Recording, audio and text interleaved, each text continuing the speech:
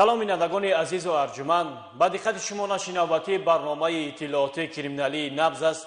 тақдим аз телевизиони Сафина. дар студия бо шумо Назарзода Ҳаким. сархати хабарҳо чунин аст. қатли падар аз ҷониби писар, боздошти 2 нафар ҷавон бо ҷурми авбошӣ. ин ва дигар хабаргузоришҳо дар нашри навбатии барномаи набз. дар шаҳри Исфара як ҷинояти куштори бераҳмонаи падар аз ҷониби писар ошкор карда шуд. кормандони мақомоти корҳои дохилӣ нафареро ки падари худро бо зарбаҳои зиёд ба ҳалокат расонида буд дастгир намуданд. гузориши ҳамкорони мо аз раёсати вазорати корҳои дохилӣ дар вилояти Суғд ин мавзӯъро идома медиҳад.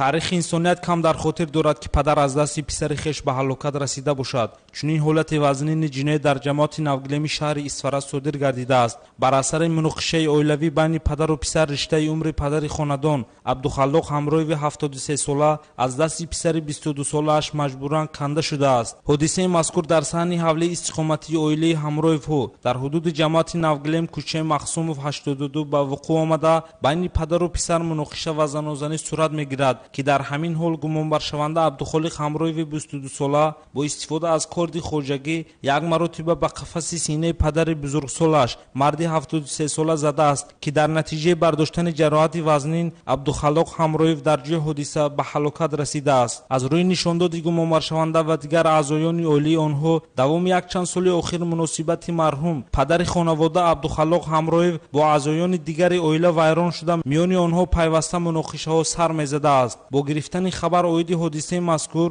гурӯҳи фаври тафтишотии шӯъбаи яки вазорати корҳои дохилии ҷумҳурии Тоҷикистон дар шаҳри Исфара ба ҷои ҳодиса ҳозир шуда дар баробари дастгир намудани гумонбаршаванда ҳамчунин далелҳои шайъӣ вобаста ба ҷиноятро дарёфт намуданд ки ҳаракатҳои ҷиноии гумонбаршавандаро тасдиқ мекунад. аз рӯи ҳодисаи мазкур нисбати боздоштшуда Абдухолиқ Ҳамроев бо моддаи 104 кодекси ҷиноятии ҷумҳурии Тоҷикистон парвандаи ҷиноятӣ оғоз карда шуда тафтишоти қазия аз ҷониби мақомоти прокуратураи шаҳри Исфара ба роҳ монда шуда гумонбаршаванда дар ҳабси пешакӣ қарор дорад.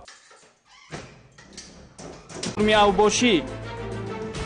ин ва дигар хабаргузоришҳо дар нашри навбатии барномаи набз.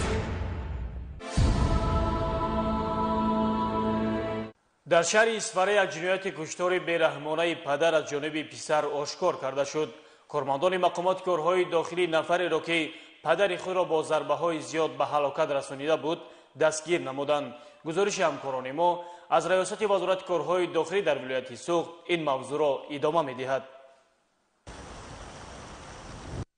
таърихи инсоният кам дар хотир дорад ки падар аз дасти писари хеш ба ҳалокат расида бошад. чунин ҳолати вазнини ҷиноят дар ҷамоати навгилеми шаҳри Исфара содир гардидааст. бар асари муноқишаи оилавӣ байни падару писар риштаи умри падари хонадон Абдухаллоқ Ҳамроеви 73 сола аз дасти писари 22 солааш маҷбуран канда шудааст. ҳодисаи мазкур дар саҳни ҳавлии истиқоматии оилаи Ҳамроевҳо дар ҳудуди ҷамоати навгилем кӯчаи Махсумов 82 ба вуқӯъ омада байни падару писар муноқиша ва занозанӣ сурат мегирад ки дар ҳамин ҳол гумонбар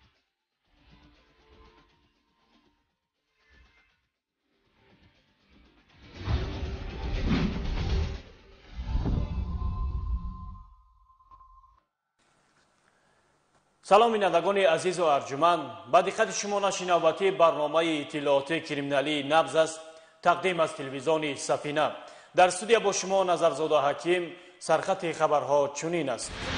қатли падар аз ҷониби писар, боздошти 2 нафар ҷавон бо